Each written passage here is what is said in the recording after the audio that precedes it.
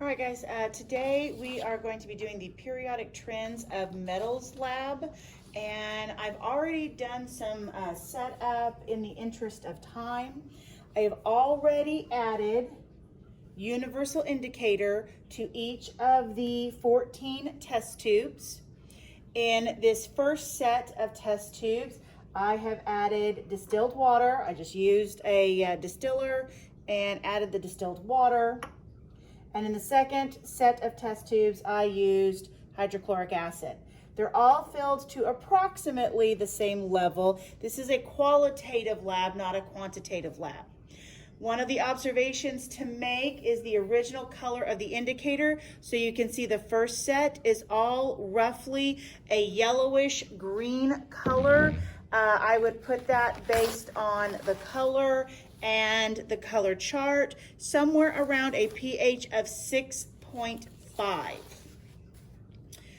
The other set, the hydrochloric acid, is all a nice red color, so we're going to call that, according to this color chart, a pH of 4. Okay, so those are some of your original observations and colors to note. What we're going to do is then add a metal to each of the solutions to see how the metals react. And then we're going to determine metal activity based on what we see. So we're going to go in the order of the data table. So in the left test tube for both sets, we're going to put in a small piece of tin. Again, this is qualitative, not quantitative, so the exact amount does not matter. We're just going to try and get it roughly the same. So I'm just going to try and get one piece. This is mossy zinc. So we have one piece to the first test tube in each set.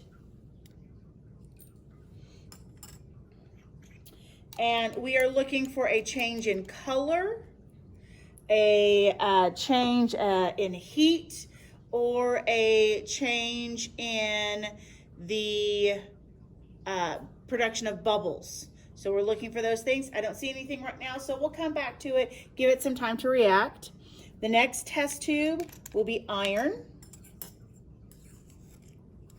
Again, we're going to get a small amount, about a pea size is all we're trying to get. Roughly the same in each.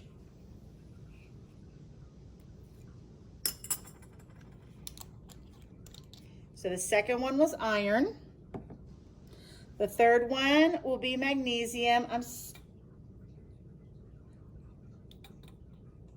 to see a little bit of a difference in color in this iron with the hydrochloric, but it's real subtle, so we'll give it a little bit more time.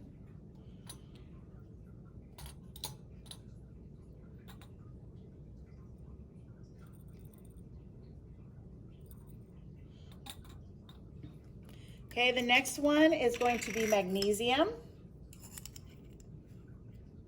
Okay, magnesium in with the water. And in with the hydrochloric acid. Okay, so immediately with the hydrochloric acid, we're seeing bubbles. So right off the bat, we're seeing vigorous bubbling with the magnesium and the hydrochloric acid.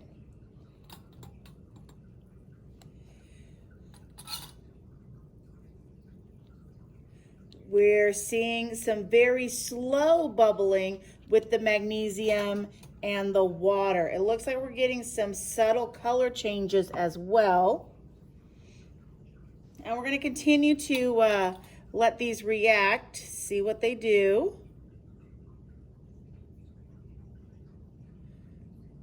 Looks like we're getting some bubbling with the iron. Again, very subtle.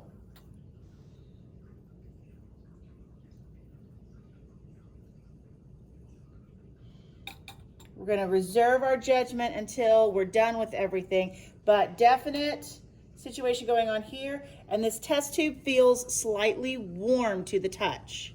Okay, so when you feel down here, it is slightly warm to the touch. Definite reaction going on there. Okay, this one, definitely getting a color change, definitely getting some bubbling. You can see it's turning a darker green. And again, there's some warmth being given off down there. So a heat change occurring. So we finally got one that we get a definite color change going on. And again, we'll give everybody a chance. Zinc looks like it's finally starting to react with the water. I'm sorry, this is the tin. The tin is looking like it's reacting. So just a reminder, tin, iron, magnesium. All right, now we're going to do copper.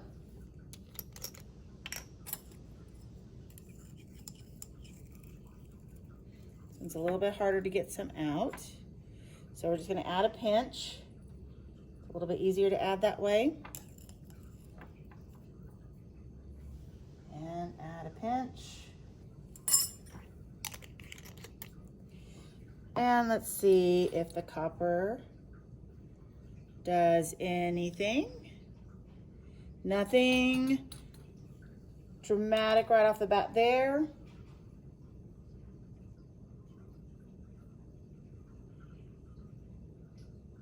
Nothing dramatic yet there. Okay, still some bubbling going on with the magnesium. Color is lightening up quite a bit. Okay, again, the magnesium color change, definite color change with the water. All right, our next one is calcium.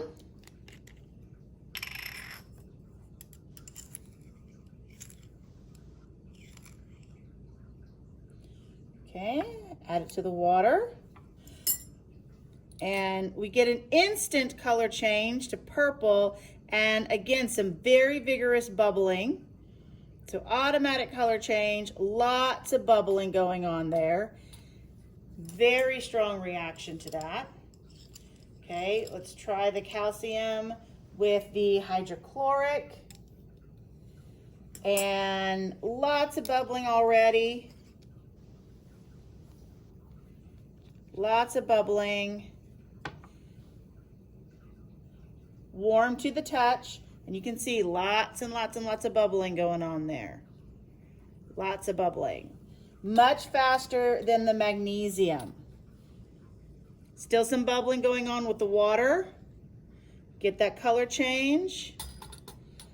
And make a note of the calcium. I'm not going to touch it because it might bubble over, but the bubbles are turning a purple color. And it's actually bubbling over the test tube. So very vigorous reaction. So far the two fastest reactions have been the calcium and the magnesium. The rest are a little iffy on whether or not they did anything. Okay, now let's do the aluminum.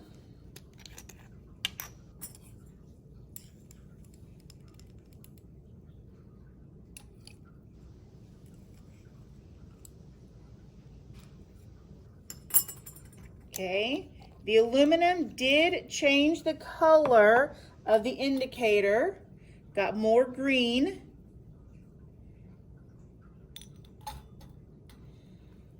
Okay, when it went into the hydrochloric acid though, it didn't do anything. And then lastly, we're gonna do zinc.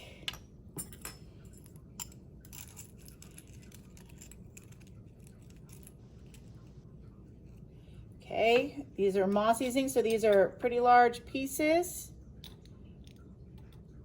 It looks like that one's too large to go in the test tube. Yep, too large to fit into the test tube.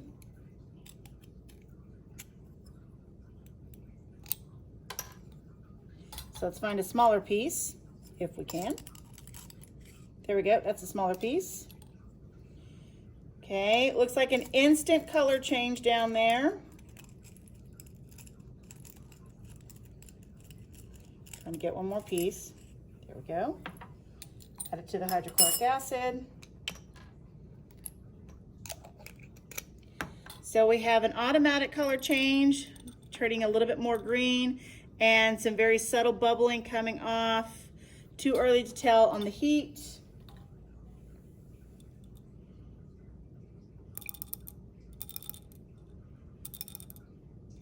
Not a lot of anything going on there. Okay, so remember, these all started at the same color. So when you look at this one, you can see a little bit of a color change around the metal. It's a little bit darker green. So it's increasing the pH just a little bit, not much, but just a hair. Okay, so there's something going on. It's just taken a long time.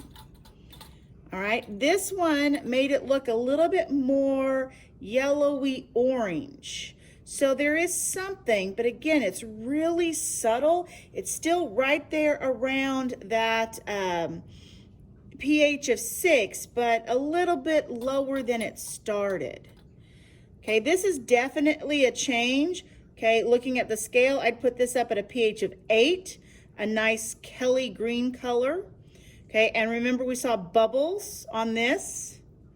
Okay, and we felt heat. Okay, so definite color change there. That's the magnesium. Copper has not really done anything. That's the original color. There's no bubbles, there's nothing. The calcium turned that fantastic purple color, and you can still see the bubbles, and this gave off heat as well. This has brought it up to a pH of about 10. Okay, so definite reaction there. This has also changed the color. It's a little bit more green. Instead of being between 6 and 7, it's more between 7 and 8 based on the color chart. So it's changed the pH just a hair.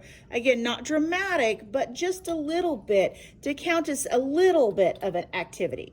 And you can see here the original color versus the new color around the zinc. So we are getting a color change on the indicator with zinc and distilled water.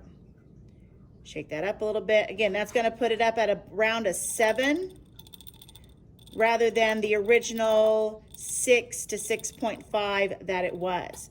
So those were the results for the water. For the hydrochloric acid, I'm going to scoot this over just a little bit. For the hydrochloric acid, okay, our 10 really didn't do much of anything, same color.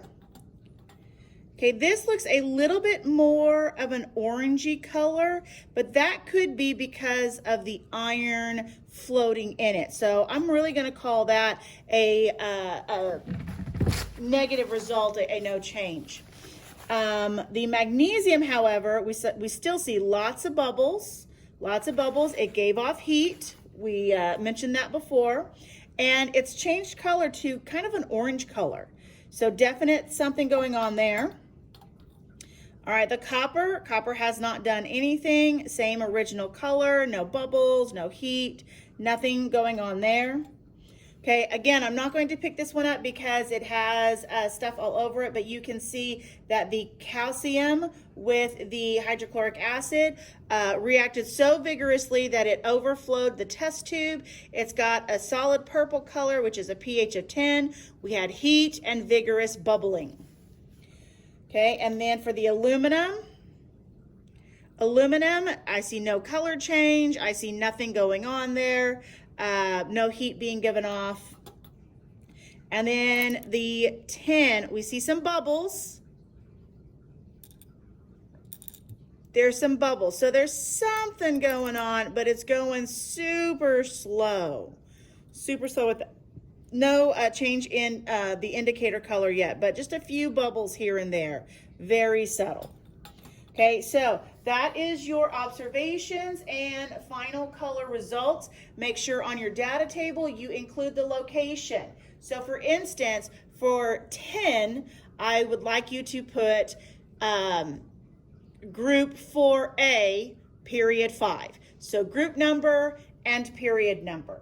And then you're going to be completing the analysis questions and trying to figure out and rank these particular metals based on their activity. Consider what they did both with the hydrochloric acid and what they did with the water. So you need to consider both.